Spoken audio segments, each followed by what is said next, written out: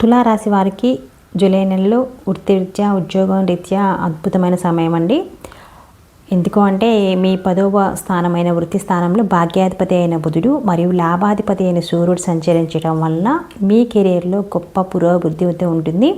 మరియు గుర్తింపు ఉంటుంది. మీకు ప్రమోషన్లు వచ్చే వాళ్ళకి ప్రమోషన్లు వస్తాయి. మరియు ఉన్నతాధికారుల నుండి కూడా ప్రశంసలు అయితే బాగా సులభంగా వస్తూ ఉంటాయి. వీళ్ళకి అదృష్టం మీకు పూర్తిగా సహకరిస్తుంది అనమాట. మీ తలుపు తడుతుంది అంటాం చూడు, అలాగా విదేశీ ప్రయాణాలు ఉంటాయి. లేదా విదేశీ కంపెనీలతో పనిచేయాలనుకునే వారి కళలు అయితే నెరవేరే అవకాశం ఎక్కువగా ఉంటుంది. జూలై 26 తర్వాత మీ రాశి అధిపతి శుక్రుడు భాగస్థానంలోకి రావటం వల్ల మీ పేరు ప్రతిష్ట ఇంకా పెరిగే అవకాశం ఎక్కువగా ఉంటుంది. ఇక ఆర్థికంగా చూసుకుంటే బాగుంటుందండి. వృత్తి ద్వారా ఆదాయం గణనీయంగా అయితే పెరుగుతుంది.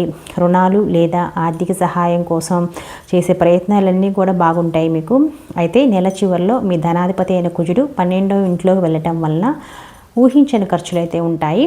అలాగే 11వ స్థానంలో కేతు ఉండటం వల్ల కూడా సంపాదన ఉన్నప్పటికీ కూడా ఏదో ఒక విధంగా తెలియని అసంతృప్తి ఉంటుంది. లేదా లాభాలు చేతికి అందటంలో కొంచెం జాప్యం అయితే ఉంటాయి.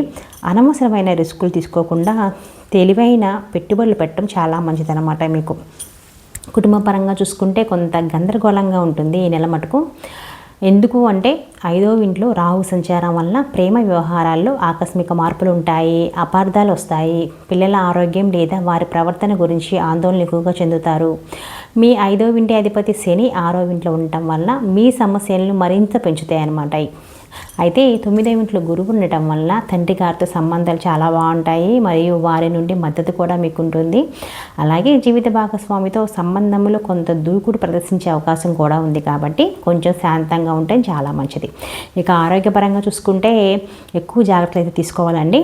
ఎందుకంటే శని 6వ ఇంట రోగస్థానంలో ఉండటం వల్ల పొట్టకు సంబంధించిన సమస్యలు వచ్చే అవకాశం ఉంటుంది. జీర్ణ వ్యవస్థ లోపాలు ఉంటాయి కొంతమందికి. అలాగే దీర్ఘకాలిక వ్యాధులు కూడా ఇబ్బంది పెట్టవచ్చు. ఇది మిమ్మల్ని తీవ్రంగా పరీక్షించే సమయం అన్నమాట.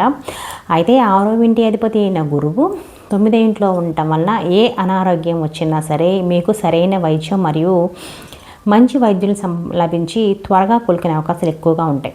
అయినప్పటికీ కూడా ముందు జాగ్రత్తలు తీసుకోవడం మనకి చాలా అవసరం కదా.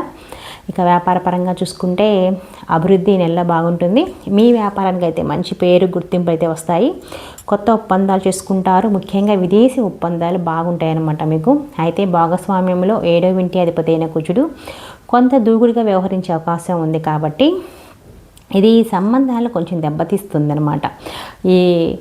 మీ కింద పనిచేసే ఉద్యోగులు లేదా వ్యాపార రుణాల విషయంలో కొన్ని సమస్యలు అయితే వస్తాయి. ఆర్థికంగా అయితే లాభాలు బాగుంటాయి మీకు. కొంచెం నిర్వహణలో జాగ్రత్త తీసుకొని సరిపోతుంది. ఇక విద్యార్థుల పరంగా చూసుకుంటే 2 రకాల ఫలితాలు అయితే ఉంటాయి వీళ్ళకి.